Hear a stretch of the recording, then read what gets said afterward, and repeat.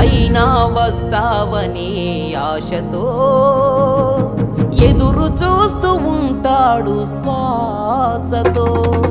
ప్రియమైన ప్రియురాలికి ప్రేమతో రాసిన ప్రేమలేఖ,